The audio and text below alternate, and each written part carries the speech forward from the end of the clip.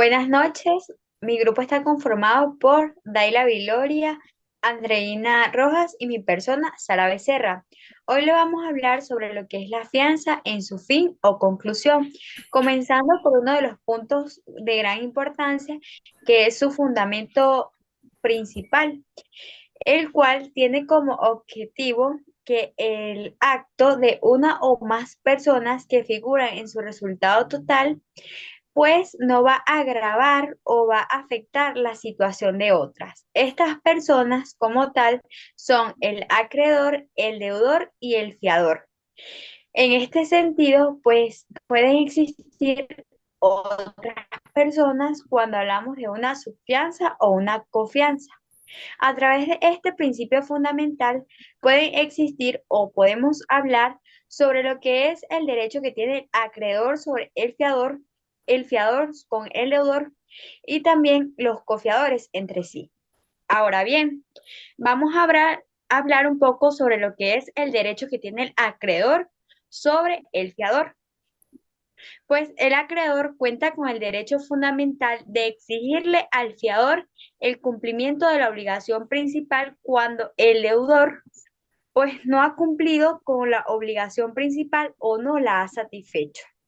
En este sentido, el acreedor pues no puede exigirle ni al deudor ni al fiador el pago de la obligación cuando existe codeudores solidarios, pero sí puede exigirle al fiador la obligación cuando el deudor principal no ha satisfecho la misma.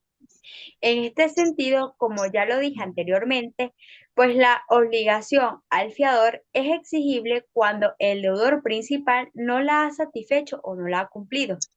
Pero ante esto existen casos esenciales o casos especiales, los cuales se deben estudiar uno por uno.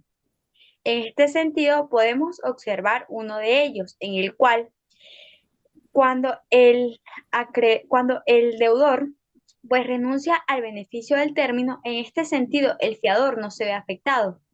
¿Por qué? Por el fundamento principal, el cual hablamos al principio, que es que el acto de una o más personas que figuran en el resultado total no va a afectar o agravar la situación de otras.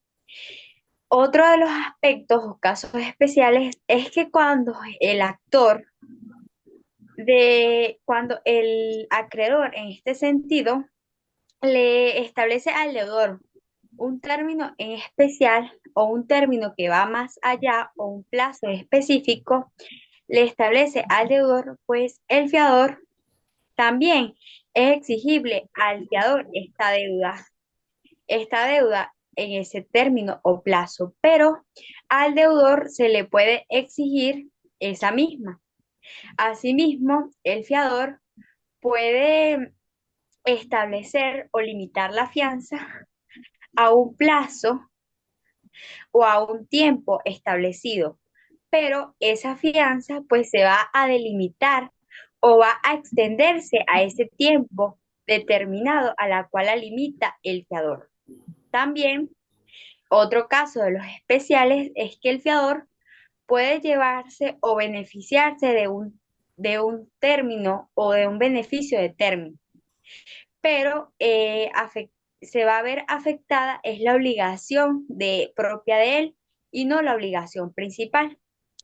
Es así como nos vamos al estudio de otro punto, que son las excepciones del deudor que puede el fiador oponer frente al acreedor, como lo observamos en la diapositiva. Pues efectivamente, en este caso, el fiador puede oponer excepciones o decisiones al el acreedor y el deudor pueden oponer excepciones y decisiones al fiador. En este caso pueden ser excepciones propias o pueden ser excepciones de las obligaciones principales, según el artículo 1832, que pueden ser de carácter accesorias según la fianza. Pues podemos determinar algunas de estas excepciones en algunos puntos determinados. Algunas de estas excepciones es que el fiador puede oponer frente al acreedor la nulidad absoluta de la obligación principal. Otra de las excepciones es que el fiador no puede oponer al acreedor la nulidad relativa siempre que éste la haya hecho constar, salvo que el deudor tenga incapacidad y el fiador tenga conocimiento de esto. El fiador puede oponer al acreedor lo que es que la obligación principal sea una obligación natural. Por otra parte, cuando la fianza o la obligación sea afianzada de carácter contractual, pues el deudor, el deudor puede o el fiador puede oponer al acreedor, en este caso, que la disolución o la resolución contractual. El fiador también puede oponer al acreedor eh, la caducidad del crédito contra él.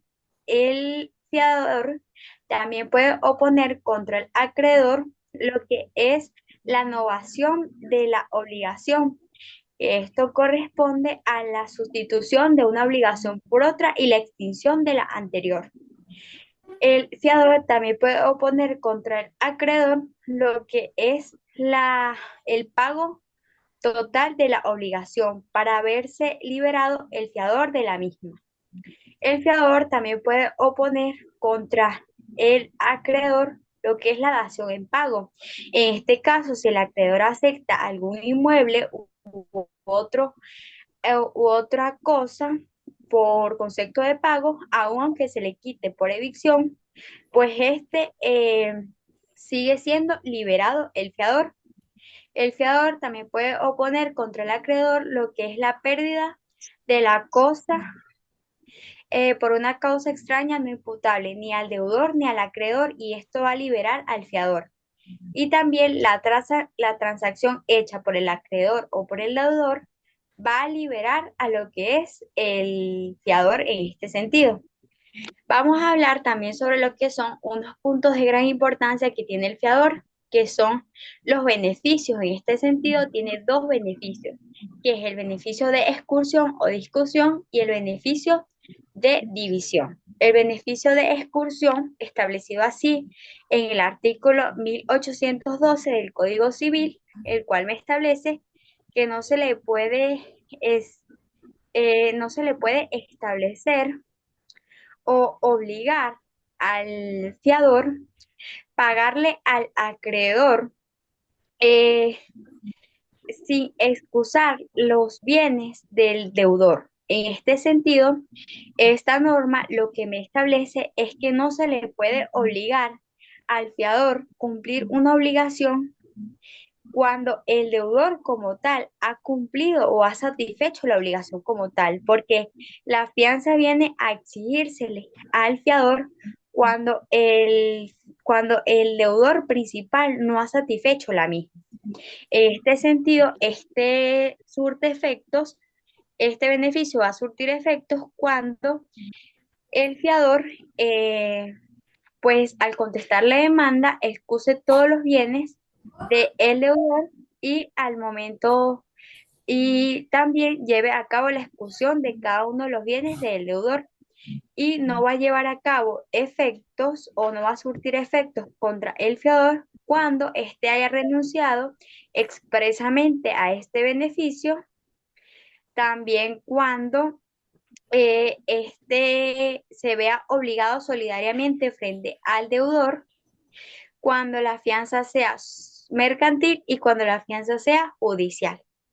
Por otro lado, está lo que es el beneficio de división, que es cuando existen cofiadores y estos le exigen a lo que son a aquella persona que lleva a cabo la acción, que en este caso es el acreedor, que divida lo que es la acción para que estos cofiadores lleven a cabo el pago de la totalidad de la obligación. En este caso, constituye un derecho que tienen los cofiadores al momento de que el deudor principal no cumpla con el pago de su obligación, es decir, que no la satisfaga.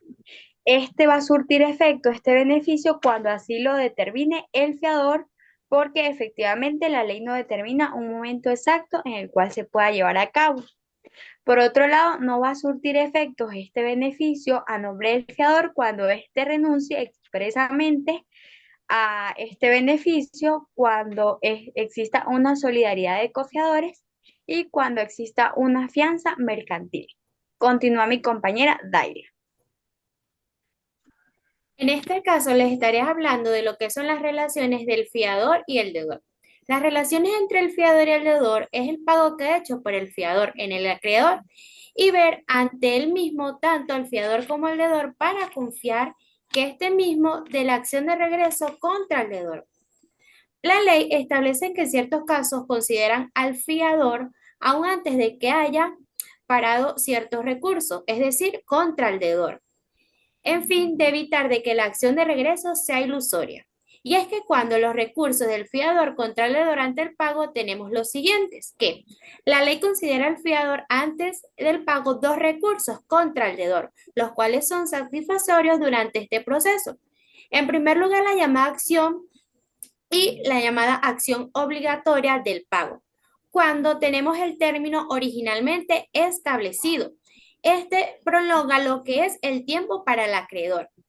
También tenemos la llamada acción, que este le permite al fiador su elección de exigir al deudor la obtención de el relevo de lo que piensa y de las cauciones de los resultados que se consigan para este medio de pago. En todos los casos determinados por la ley, en razón, la finalidad que tiene esta acción es de que sea el pago, no sea una acción de regreso. Casi que esta acción la han mandado al fiador con el pago. Ahora bien, es importante mencionar estos recursos, los cuales establecemos aquí. Y es que estos recursos nos vienen a establecer varios principios, como el recurso del fiador contra el deudor antes del pago nos presenta varios casos, que esos vienen a estar establecidos en en el siguiente artículo, que son el artículo 1825 y se desglosan en cada uno de sus numerales. Y por último, también tenemos que la ley otorga al fiador el derecho de ser competente al pago cuando haya venido el término originalmente establecido para el cumplimiento de su obligación, aunque el acreedor le haya conseguido una prórroga que todavía no esté vencida. Ahora, ¿cuáles son los recursos que van a tener estos por contra el deudor después del pago? Estos recursos que van a tener son la naturaleza del recurso, la extensión de la acción de regreso, la prescripción del recurso, los recursos contra deudores solidarios y la acción de regreso como tal. Estos recursos pues vienen a establecer principios esenciales para que se desarrolle lo que es el principio como tal de cada uno de ellos. Ahora, ¿cuáles son las relaciones que existen entre los cofiadores? La relación que existe entre los cofiadores son cuando hay una relación entre varias personas que han fiado a un mismo deudor, pero con una misma deuda. El fiador que haya pagado en uno de los casos y de que fuera presente la acción de una o de más acciones tendrán contra los demás fiadores para su parte respectiva. Y si alguno de ellos resultara en solamente la parte, va a recaer sobre este en proporción esto al artículo 1826. En todo caso, podrán estos cofiadores oponer a que los pagos, las mismas excepciones que habrían correspondido al deudor. Principalmente, contactar lo que es el acreedor y que no fueran puramente personales del mismo deudor. Por último, estaremos hablando de que es la fianza solidaria, en la cual presentamos tres casos. En la primera, que es la fianza del solidario del deudor, pues en esta hay que tener en cuenta de que estos puntos van a carecer de expulsión y de división en los casos de que hubiere la confianza. En otro caso tenemos que la confianza en los cuales los confiadores prestan o pactan la solidaridad entre ellos, pero no respecto al deudor. Ok, en este caso, pues vamos a tener lo que es la diferencia de que este va a carecer de beneficio. Y por último, tenemos el caso donde los deudores solidaridad entre ellos, pero no dentro de los deudores principales. Ahora, en cuanto a esto, que los confiadores pactan sobre ellos, pues se pierden ambos beneficios, tanto de exclusión y de división. Los dejo con mi compañera Andreina.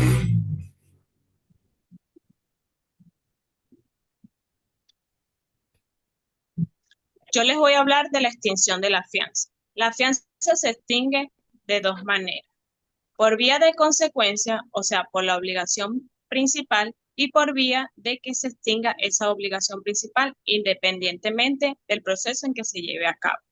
Cuando hablamos de la extinción por vía de consecuencia, establecida en el artículo 1830 del Código Civil, por ser accesoria, la obligación principal se extingue al extinguirse la decisión del acreedor. Es por ello que en el caso, excepto en el que la obligación principal se extingue, porque la obligación presente en la que lleva a cabo el acreedor no la toma en cuenta el fiador y se toma en presencia al momento de que concurre la fianza. Por otra parte, cuando hablamos de la extinción por vía de la obligación principal, ocurre por la extinción de los modos del derecho común. Es decir, aquí la obligación del fiador se extingue por los distintos modos de extinción de todas las obligaciones.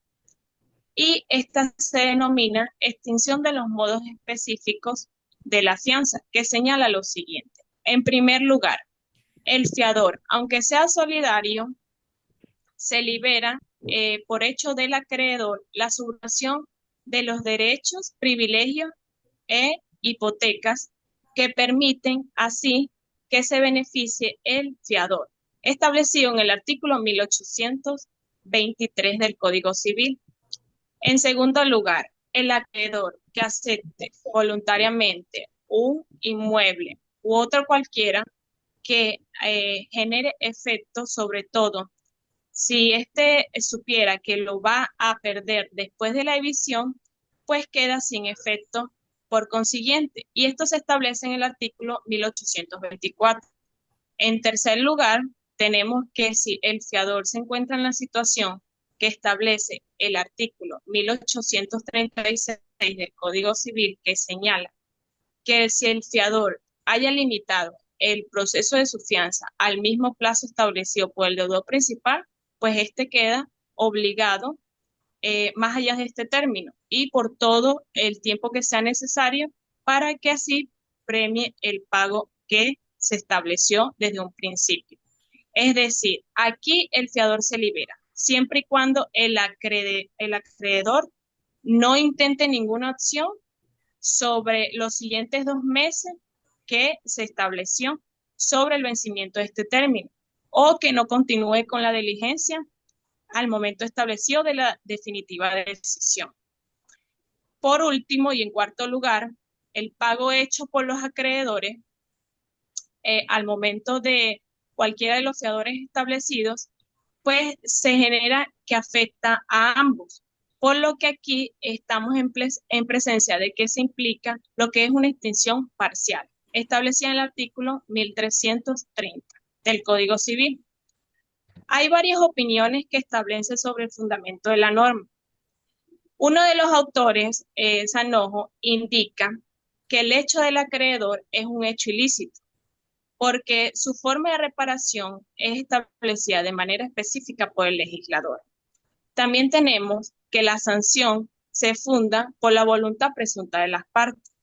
Y por último, según el autor de Pague, indica que la liberación es una consecuencia del principio fundamental sobre los efectos de la fianza. Es decir, según la acción que genera el acreedor, no va a afectar la situación que se presenta el fiador.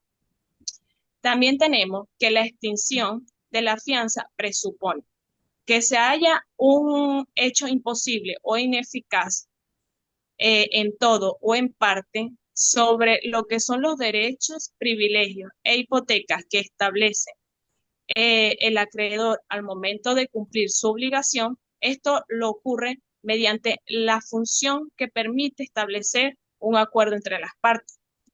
También, según el autor Zambrano, indica que la subrogación de las partes, sobre todo del deudor con el acreedor, de lo que son los privilegios, derechos e hipotecas, son necesarios al momento de la celebración de un contrato de fianza. Y por último, que el fiador alegue la liberación, porque de lo contrario se estaría en presencia de que está rechazando o renunciando tácitamente a ella. También puede indicar que la fianza legal y la judicial son dos tipos importantes de este término, por lo que el autor Sanojo indica que es una fianza legal porque es presupuesta o establecida por el mandato de la ley. Y de lo contrario, no es necesario que el juez esté en presencia de las circunstancias que ocurren. En cambio, en la fianza judicial, aquí, al ser presupuesta o establecida por lo que son las leyes establecidas que las coordinan, pues aquí sí es necesario que el juez coordine y esté en presencia de cada una de ellas. Por otra parte, según el autor Zambrano indica, que lo que es la fianza legal está impuesta por lo que son las normas del derecho sustantivo, mientras que la fianza judicial se establece por las normas del derecho procesal. Tenemos que tener en cuenta que al momento de establecer la interacción entre estas dos fianzas, existen unos casos en los que se da en relación a varias materias, en las que las más relevantes son las siguientes. Está, en la fianza legal se establece en materia de tutela, en el artículo 397 del Código Civil, que indica que el entredicho relacionado con las tutelas se lleva a cabo en las comunes decisiones dispuestas en las disposiciones de los menores, independientemente de la naturaleza de la misma. También está en materia de ausencia en el artículo 426 del Código Civil, que establece que ejecutoriada la sentencia que indique la ausencia, de lo cual el tribunal, a petición de cualquier interesado, podrá aperturar los actos de la última voluntad del ausente, siempre y cuando teniendo en cuenta que los herederos del ausente podrán pedir los bienes provisionales del ausente, si éste hubiese muerto en los últimos días de las noticias de su existencia. También tenemos en cuenta en la parte de la fianza judicial que se da en las medidas preventivas, en el artículo 590 del Código Procesal Civil, donde indica que el juez podrá decretar el embargo de un bien, de un bien o de la provisión de enajenar y de gravar ese bien común. Y también en la parte de tercería, el artículo 376 del Código Procesal Civil, que indica que si la tercería fuera propuesta ante la ejecución de la sentencia, pues se generará un tercero y podrá oponerse a esta obligación. Muchas gracias por su atención.